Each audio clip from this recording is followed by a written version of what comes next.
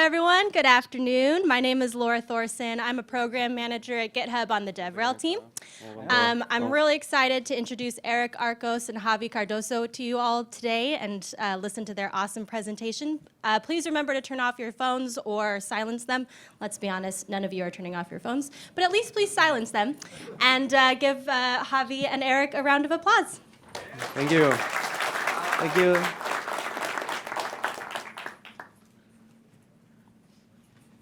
Hoy Mercado Libre cumple 24 años. Hace 24 años empezaba esta fascinante aventura en un garaje en Buenos Aires. Ahí imaginamos que esto era posible, que desde América Latina podíamos hacer grandes cosas con el mismo nivel de excelencia que se hacen en otras partes del mundo. Imaginamos democratizar el comercio, trabajando junto a millones de vendedores y compradores, ofreciendo la mejor experiencia.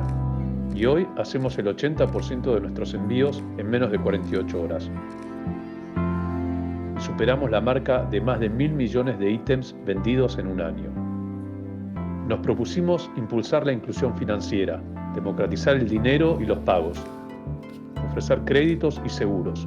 Y hoy generamos acceso a préstamos por más de 2.800 millones de dólares. Imaginamos dejar huella. Y hoy impactamos en más de 150 millones de usuarios y somos la principal fuente de ingreso de más de 1 millón de familias. Elegimos tener una cultura distintiva, una cultura que se caracteriza por un ADN emprendedor, que nos motiva a trabajar en equipo, a tomar riesgos, a ejecutar con excelencia y a dar el máximo. Hoy este equipo de más de 45.000 personas pone en acción nuestra cultura todos los días. Y lo mejor está llegando. Tenemos el privilegio de seguir imaginando el futuro de la tecnología, del comercio, de las finanzas. Tenemos nuevos desafíos, nuevas oportunidades para seguir trabajando por nuestro propósito, transformar la vida de millones de personas más.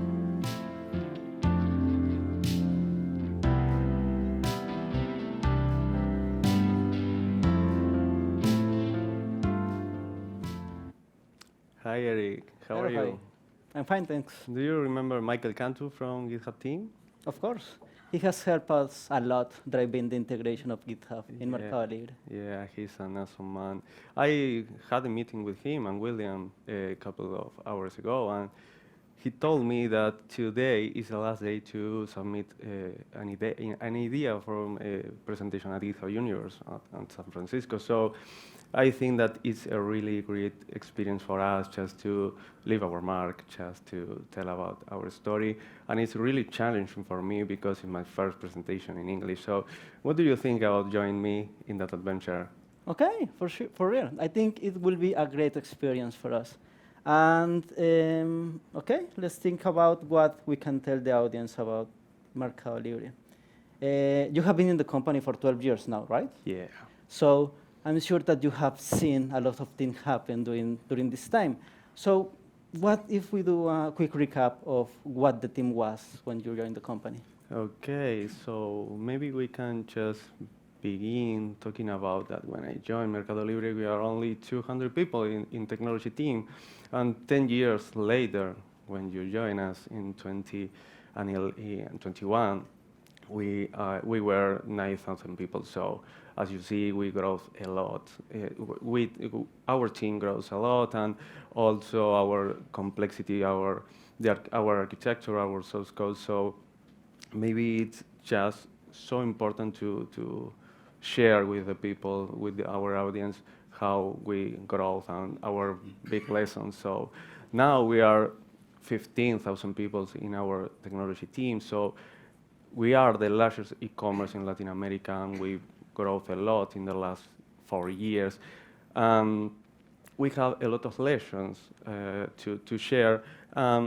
Maybe the most valuable thing in our story is our numbers, our impact on our scales, because we are on GitHub and we have an organization with 30,000 repositories, and we open 32,000 pull requests per week, and we are performing 15,000 deployments per day in our internal platform. So we are performing 1 deploy per day per developer.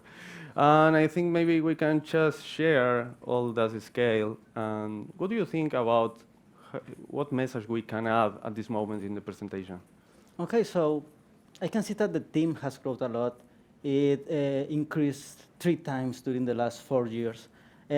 But the important thing here is what allowed us to be at this point. So what were the different stages, how everything changed since that time. So I'm sure that you know the whole history, but I don't think I have heard it before. So let's start with that. How would you tell our history of software development culture? Okay, maybe let me think. Do you like Star Wars? Yes, for sure. Okay, everyone likes Star Wars. So maybe we can just take some names of the films of Star Wars just to figure out how to tell the story in a funniest way. So at the beginning, it starts with a monolith menace because all the companies, I think, start with a monolith because it's a simple way.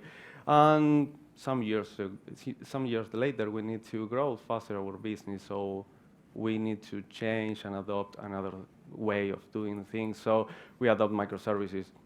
And then we need to change again because we grow really, really faster, our business and our team. So we need to change again. So we adopt a new phase and our current phase. So maybe we can just interact with the people talking about that. What do you think? Yes, good idea. Let's start by the beginning. So what was this thing that you call the monolith menace? Okay, the monolith menace. It started at 1999. Do you know that Git didn't even exist at the time? I was not fully aware of that. Okay, I discovered some weeks ago. We used Apache Subversion to manage our source code version at that time. We programming in Java and PL/SQL. And the most funny thing is we perform one deploy per week. And we did it in our headquarters, physically in Buenos Aires. And I need to wake up at 2 a.m. to be at the office at 3 a.m. every Thursday to perform that deploy. So it was very funny for me to join Mercadolibre at the end of that phase because it was our monolith menace for Okay. I'm sure the audience will agree with me that funny is not the word I will use for that experience. But yes, I can see. Now you have a monolith, and it's quite complex to test it and to be sure that all the changes that are being done are the right thing to do, right? So what happened then? What happened? We need, as I say, I need to grow. We need to grow, so we need to split all that complex in only one component into several. So we divide and conquer, and the monolith, the microservice, was our new hope.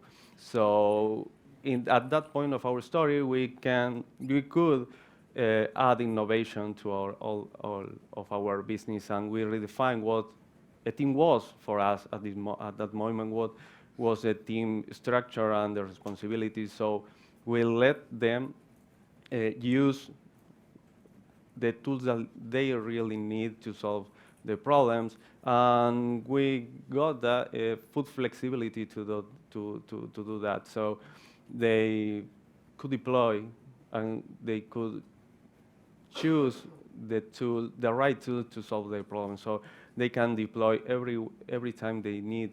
So this is what help us to go to the new phase and the growth we need at that moment. Okay, so now instead of having a single component, you have several different components that evolve at different speeds, can be deployed in different times. But now the fun is not in being at the office at 3 a.m. Now the fun is that how do you make sure that everything is working and has the same level of quality that it did before? Yeah, and now we are on 20 and 15 in the story. So we need to grow our business, but our team too. And that complexity is what you said about how we can govern all that situation, because all that innovation becomes a problem to us.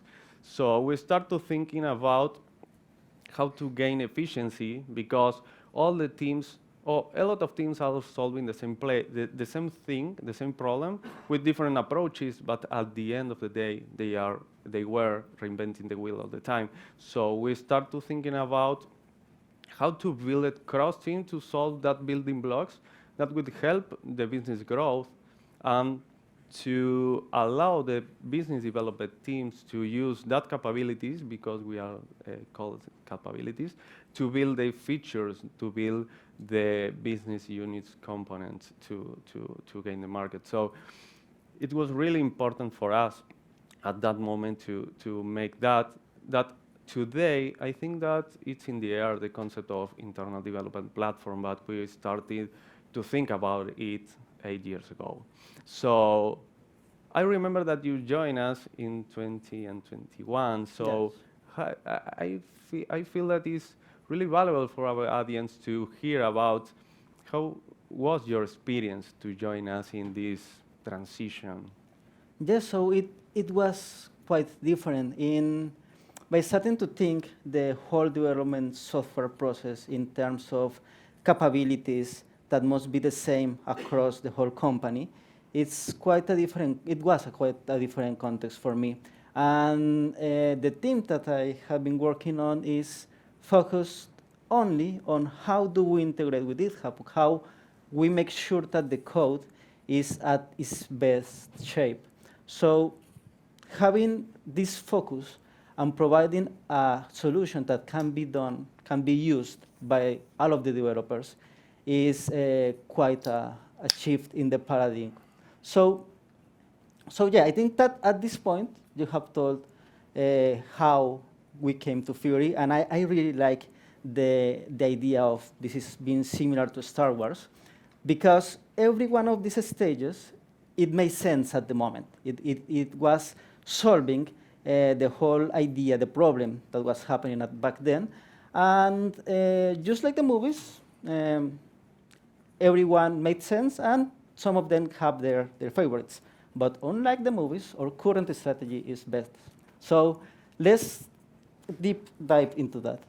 What is and maybe we can add at that point of our presentation that this point led us to be more efficient, because we are keeping the best of the best of the other two worlds that happened before, because we achieve how to be safe, but at the same time flexible with innovation. So I think that maybe it could be a good title for our presentation. So yeah, I think that we're making a real fast recap. We were talking about our history and how we achieved our goals today. So how about telling the people now which is Fury in a deep way? okay? So as you mentioned, Fury started on 2015, and it's a platform that is still growing, we're still working on it. And we have almost a team of almost 1,000 users, that is like the 7% of the whole development team in Mercado Libre, working on how to make this platform better.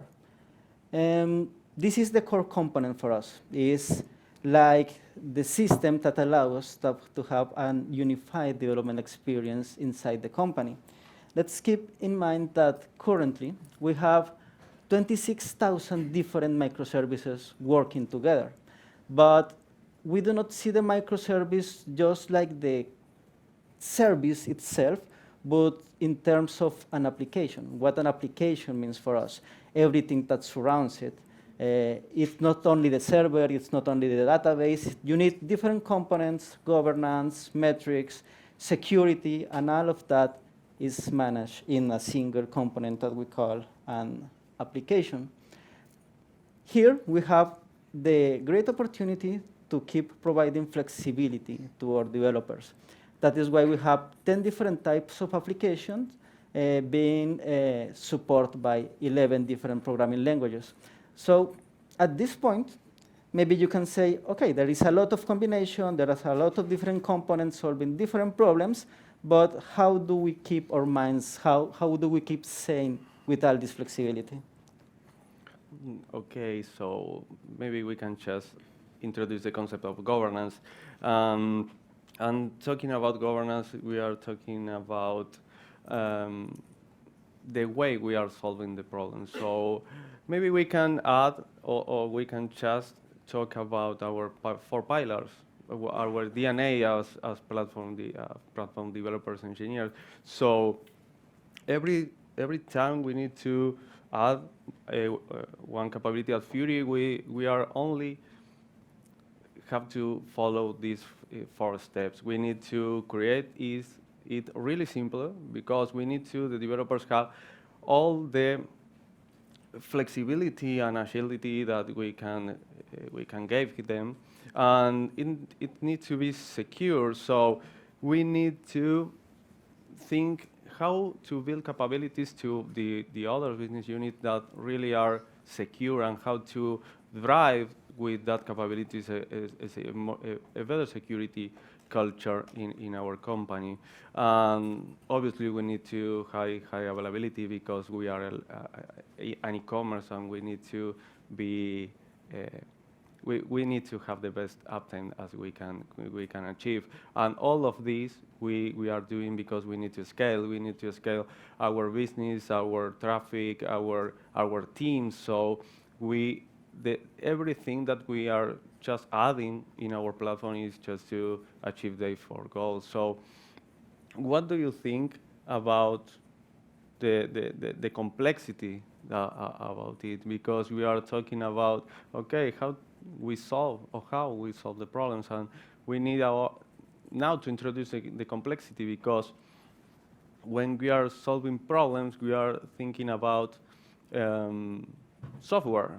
So we are software developers. So we have a problem. We have a software solution to solve it. So there is a lot of complex here, because an application has code, has a repository. So as a code, we need to choose branching models. So we have a lot of branching models in our industry to use to solve one different problems. And we have a lot of application types, as you said, to solve that. Maybe because sometimes we need to build a web application, and the other times we need to build a mobile application or a web application. And the other thing is to choose the best languages.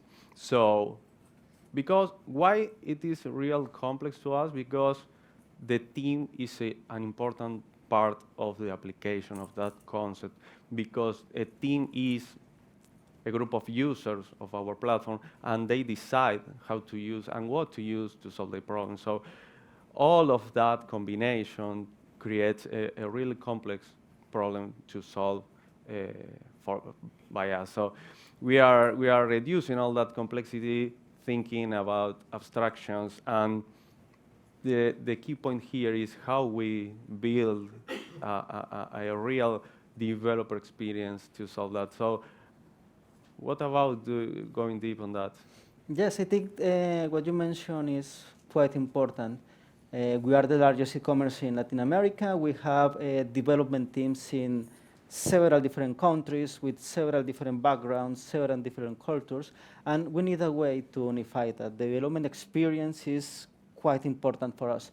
That should be in the title of the presentation.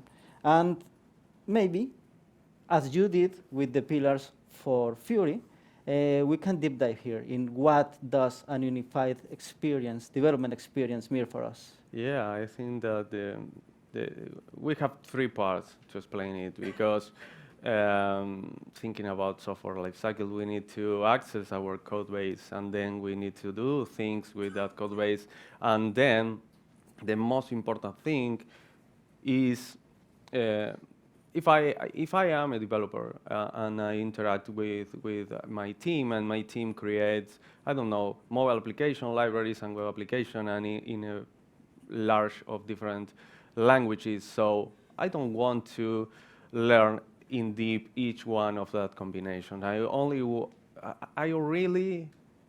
need to deliver my software, so I want to code and deliver and create the version and deploy my code. So I don't matter if it is a mobile application or it is a library written in Golang. So maybe we can go deep in this concept. So you are working with authentication and authorization for the last 2 years. So what about talking about it?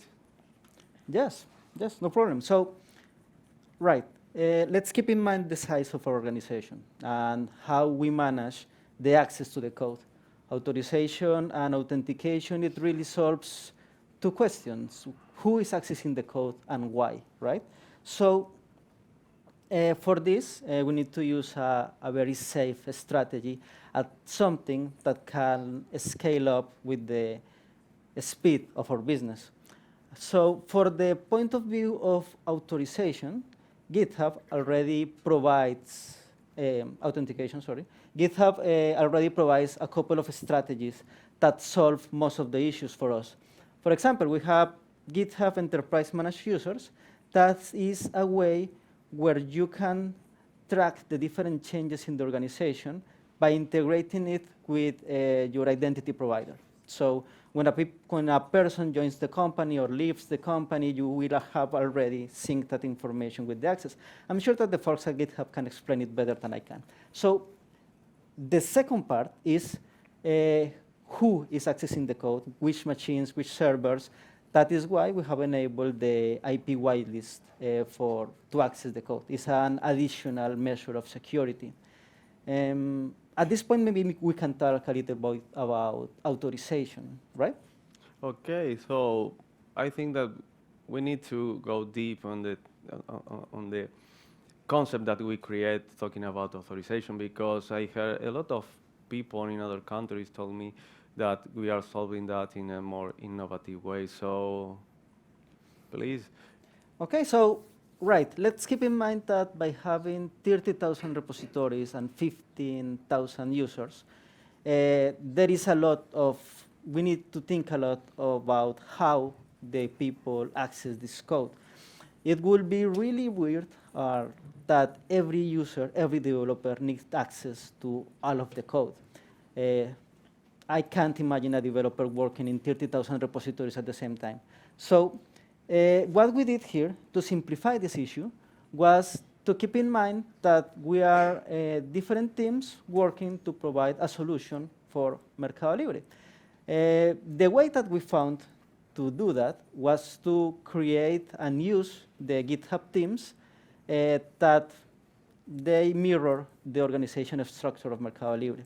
That way, if you have a team of 100 developers working in 200 repositories, you know that this specific team has access to these specific repositories and why.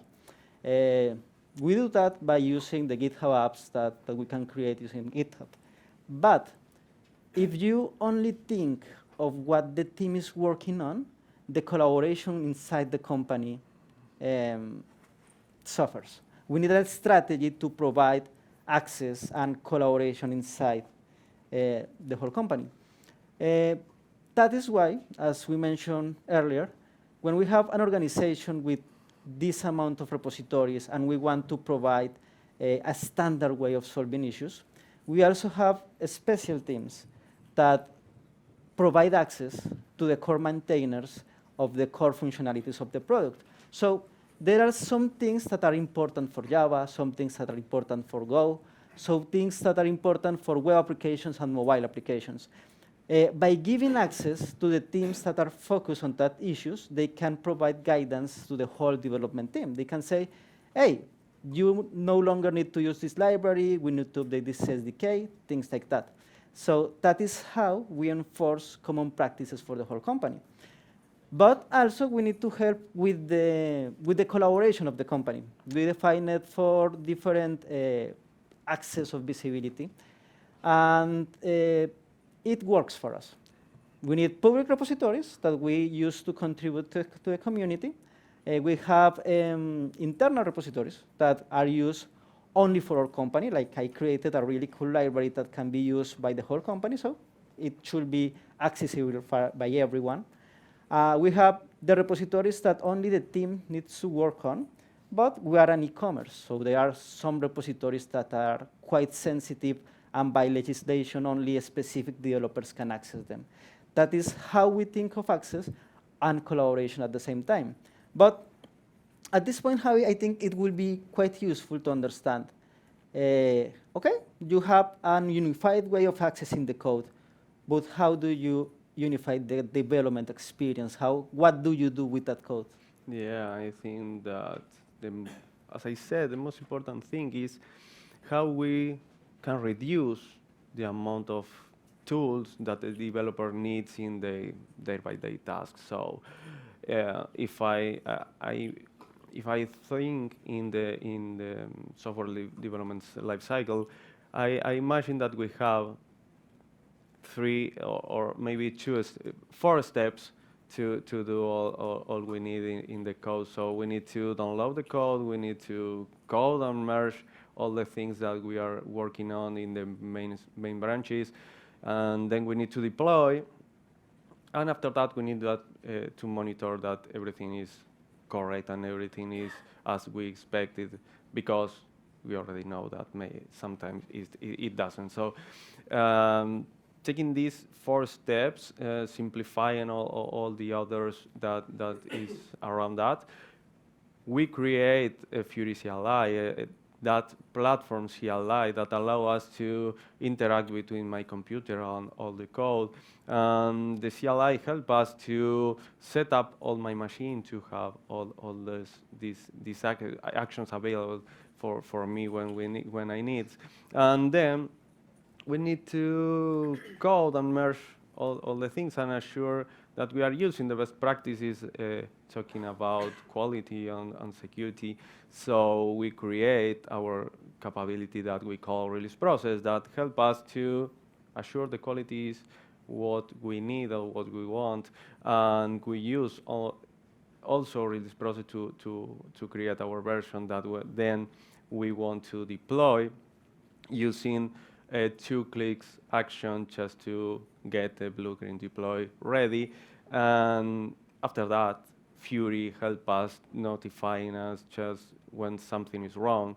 So the most important thing here is that we are making all these capabilities integrating with Fury. So the developer only acts one interface, that is Fury interface. So they can access our CLI or our API or our website. So it is really, really simple for the developers team to do the things that they need. So at this point, we already cover how to access the code, how to interact the code, but I think that the most important thing is figure out how we reduce the complex of having a lot of application types and languages. Yes, yes. So each one of these things that you mentioned, we have specific teams working on how to have the best code that there can be, like giving the security directions and restrictions that we need to apply to all the code. But from the point of view of the development experience, let's try to focus on what a standard pipeline means for us. So you mentioned earlier, we create web applications, libraries, always focus on trying to solve a different problem. And there are different branching models, different strategies that work for each kind of application. And one thing to keep in mind here is that we can reduce that complexity by focusing on abstraction, what is common. At the end, for all these different branching models that you can have, there is always the same concepts. You always need a stable branch, that is the branch that you want deployed on production, and there is this feature branches where you are creating something new. For your stable branch, you need all of the controls that you can think of. Have a good code coverage, using only the most secure libraries, things like that. So by doing this, we can apply the same controls even if the problem that we are trying to solve is different. This is where the value grows for our developers in a unified development experience. That is why within Mercado Libre, it is quite easy to understand how the different components of the different areas work, because all of them are built in a similar way. So I think this is quite interesting for how we do software. But okay, what is next? What do you imagine we can go from here? Yeah, I think that we are in a good level with what our platform is solving. very well what we need today, but thinking about tomorrow, I think that we need to improve our decisions. We need to get more information of our capabilities, more smart metrics of our capabilities to just only to improve our decisions and to figure out which is our next capability to add in the platform, which is the new capability that will help the developer teams go faster and in a more efficient way. So I think that this is our next step, and also to introducing some smarter tools like GenAI, for example, to resolve some frictions on improve the velocity in our software culture and the software lifecycle. So I think that it was our next step. But at that point of our presentation, I want to leave only one message for our audience, just to finish the presentation, because we are only just talking about our perspective, our story, and how we achieve our goals and move on these several phases that we talked in the last 30 minutes. But there is only our solution. There is not the solution for all of you, and you really need to know which are your needs. You really need to know which is your company needs, your company DNA, and how to solve the problems of your current context. So the message here, to finish the presentation, I think that it was something like Jorge Luis Borges says, that we always build thinking that we are building on a stone, but we are building every time on sand. But the thing here, the key point here is we must build the sand must wear stone. So I think that this is a real good presentation. So I think that maybe we can submit this idea. What do you think about it, Eric? I think it's a great summary of what we have and where we are going. So yes, I think we have a presentation. I think that all that remains is thanks the people for listening us, doing this recap of how we become to this kind of software culture in our company. Okay, so let's do this. Let's practice our English. Yes, of course. Okay, thank you. Thank you. Thank you, guys.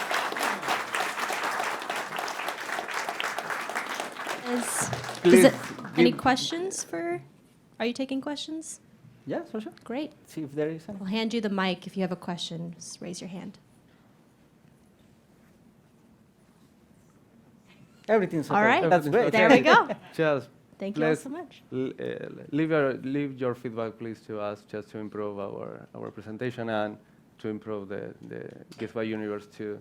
Thank you. Thank you a lot, guys.